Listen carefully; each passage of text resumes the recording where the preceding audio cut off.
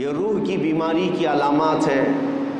اسے مسجد اچھی نہیں لگتی، قرآن کی تلاوت اچھی نہیں لگتی، لیکن وہی سینما اچھا لگنے لگ جاتا ہے، بے حیائیاں اچھی لگنے لگ جاتی ہیں. یہ روح کی بیماری کی علامات ہیں. آپ نے محسوس کیا ہوگا جب آدمی کو بخار آتا ہے تو ہر کھانا کڑوا لگتا ہے. اچھا کھانا بھی کڑوا کڑوا لگنے لگتا ہے، حالانکہ کھانا تو اچھا ہی ہوتا ہے. آپ روٹی کھائیں، چاول کھائیں، سالن کھائیں، لیکن منہ کا مزہ نہیں آتا. شدت کے بخار میں ہر چیز کے اندر کڑواہٹ کیوں آتی ہے؟ کیونکہ آپ کے اندر بیماری ہے، بخار. اسی طرح سے نیکیاں اگر کسی کو کڑوی لگتی ہیں تو روح بیمار ہے. روح کی بیماری جب کبھی کسی کے اوپر آتی ہے تو اسے اللہ تعالیٰ کی طرف بڑھنے والے راستے کٹھن لگنے لگ جاتے ہیں، کڑوے لگنے لگ جاتے ہیں. تسبیح بھی تمہارے لیے کڑوی ہے، قرآن کی تلاوت بھی کڑوی لگتی ہے، روزہ بھی بھاری ہے اور نماز کی 2 رکعت بھی بھاری ہے. ہم نے دیکھا ہے فجر کی 2 رکعت جن لوگوں پر بھاری پڑتی ہے وہ اسی ٹائم پر فجر کے وقت میں 2 گھنٹہ جیم آرام سے کر لیتے.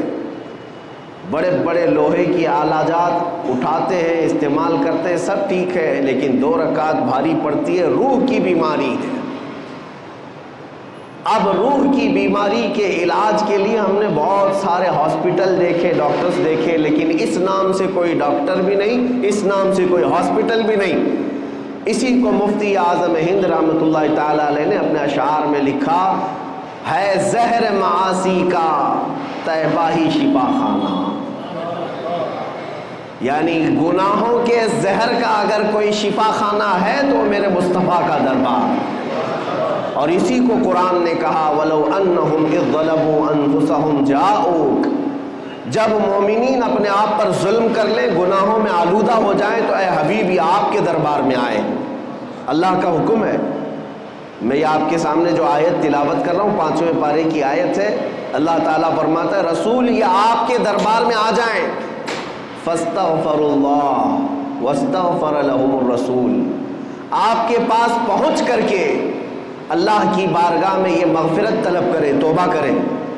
اور پھر دوسرے نمبر پر اللہ یہ فرماتا ہے رسول بھی ان کے لیے سفارش کریں. رسول بھی آنے والوں کے لیے سفارش کریں. اب آگے نتیجہ رزلٹ کیا ہوگا؟ اللہ فرماتا ہے لَوَجَدُوا اللَّهَ تَوَّابًا رَحِيمًا. تو پھر وہ لوگ دیکھیں گے عنقریب کہ اللہ بہت رحم کرنے والا اور توبہ قبول کرنے والا. اب مسئلہ یہ ہے کہ اپنے روح کی بیماری کا علاج کروانا اور اپنے گناہوں سے توبہ کرنے کے لیے پوری دنیا ہے، لیکن اللہ تبارک و تعالیٰ فرماتا ہے رسول یہ آپ کے دربار میں آئیں، آپ کے دربار میں آئیں. اس آیت پر عمل کے اعتبار سے میں آج آپ کو بتاتا ہوں. ایک صحابی تھے ماعز اسلمی رضی اللہ تعالیٰ عنہ. ان سے ایک گناہ سرزد ہوا اور بے چینی بڑھنے لگی تو بارگاہ مصطفیٰ میں آئے. صحابہ بیٹھے تھے اور عرض کیا یا رسول اللہ صلی اللہ علیہ وسلم مجھ سے خطا ہو گئی. حضور نے فرمایا بتاؤ کیا غلطی ہوئی، کیا خطا ہے؟ انہوں نے کہا بتا نہیں سکتا، سب کے سامنے بتانے میں مجھے شرم محسوس ہوتی ہے. حضور اکرم صلی اللہ علیہ وسلم نے فرمایا بتاؤ تو صحیح، تمہارے متعلق علاج بتایا جائے گا. اب مجھے آپ کو یہی بتانا ہے کہ صحابی رسول ہیں، ایمان کے اعلیٰ درجے پر ہوتے ہیں صحابی. جب ان سے گناہ سرزد ہوا، خطا سرزد ہوئی، تو مسجد بھی موجود تھی، خانہ کعبہ بھی ہے. اللہ ہی تو بخشش کرنے والا ہے، اللہ ہی مغفرت کرنے والا ہے. اس صحابی رسول نے مسجد کا رخ کیوں نہیں کیا؟ خانہ کعبہ کے پاس کیوں نہیں گئے؟ سیدھے بارگاہ مصطفیٰ میں کیوں آئے؟ صحابی کا عمل یہ بتاتا ہے کہ پہلے رسول کی سفارش ضروری ہے. رسول کریم صلی اللہ تعالیٰ علیہ وسلم اگر سفارش فرما دے تو اللہ توبہ جلد قبول فرمائے گا. وہ آئے، نبی اکرم صلی اللہ تعالیٰ علیہ وسلم نے جب پوچھا تو انہوں نے کہا مجھ سے زنا ہو گیا. حضور پاک صلی اللہ علیہ وسلم نے اپنا چہرہ مبارک پھیر لیا، کہا کہ تم ہمارے ہاں سے نکل جاؤ. اب وہ زار و قطار رونے لگ گئے، اتنا رونے لگ گئے کے قدموں میں گر گئے. کہا کہ اگر آپ ناپاک کریں تو پھر میں کہاں جاؤں. اعلیٰ حضرت نے اسی کی ترجمانی کرتے ہوئے یوں کہا ہے: تجھ سے جو منہ چھپاؤں تو کروں کس کے سامنے. یا رسول اللہ، تم سے جو منہ چھپاؤں تو کروں کس کے سامنے؟ کیا اور کسی سے توقع نظر کی ہے؟ بد ہیں تو آپ کے، بھلے ہیں تو آپ کے، ٹکڑوں پہ یہیں کے پلے ہیں، رخ کدھر کریں؟ اس صحابی نے جب حضور اکرم صلی اللہ علیہ وسلم کی بارگاہ میں رو کر کے اپنا جرم کا اقرار کیا تو حضور نے پھر 3 مرتبہ پوچھا: تم ہوش و حواس میں کہہ رہے ہو؟ تم ہوش و حواس میں کہہ رہے ہو؟ انہوں نے کہا ہاں بالکل ہوش و حواس میں کہہ رہا ہوں. کہا تمہیں پتہ ہے زنا کی سزا کیا ہے؟ کہا ہاں مجھے پتہ ہے. اس کے بعد رسول رحمت صلی اللہ علیہ وسلم نے صحابہ سے کہا کہ انہیں سنسار کیا جائے گا.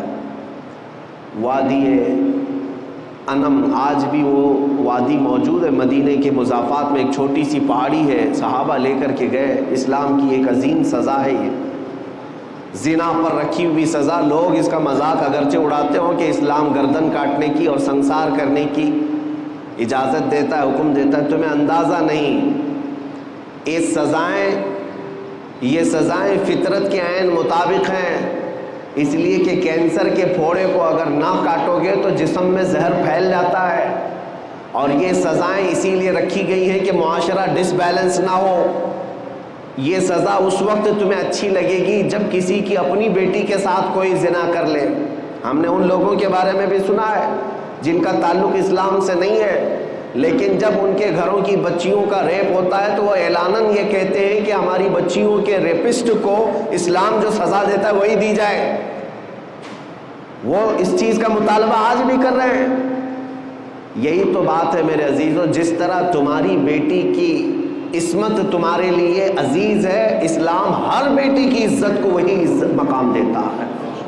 ہر بیٹی کی عزت کا مقام ہے. انہیں سنسار کرنے کے لیے لے جایا گیا اور صحابہ نے انہیں سنسار کر دیا. ان کی روح پرواز کر گئی. واپس جب آئے رسول رحمت صلی اللہ تعالیٰ علیہ وسلم، یہ اللہ کے قوانین ہیں، اللہ کے حدود ہیں، اس پر عمل کرنا ضروری ہے، لیکن تقاضۂ بشریت یہ ہے کہ دل بھی تو کسی سے لگا رہتا ہے.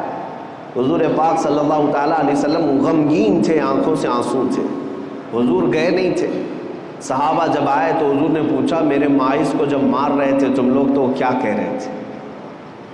تو صحابہ نے کہا یا رسول اللہ، ان کو جب مارا جا رہا تھا تو وہ یہ کہہ رہے تھے ترحم لنا یا رسول اللہ، اے اللہ کے رسول مجھ پر رحم کر دیجیے.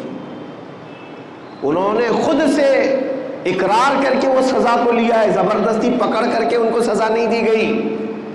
ماعز اسلمی جانتے تھے کہ اگر میں دنیا کی سزا لے لوں گا تو محفوظ، اگر قیامت کی سزا کا انتظار کیا تو اس سے 99 گنا زیادہ سزا ہو سکتی ہے.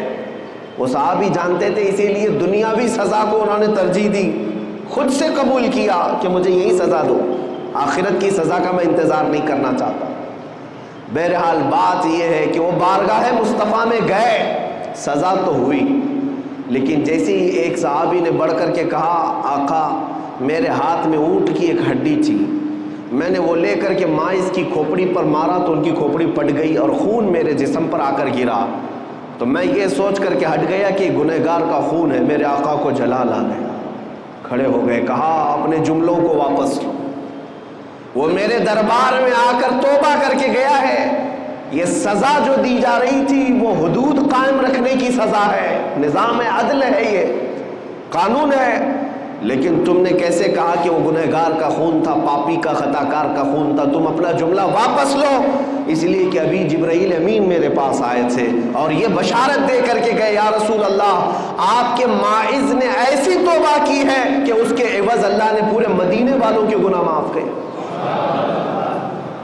عزیزان گرامی، یہ واقعہ میں نے اس لیے عرض کیا کہ بارگاہ مصطفیٰ میں جو ایک بار پہنچ جائے مولا کریم اس کے بھی گناہ معاف کرتا ہے، اس کے متعلقین کی بھی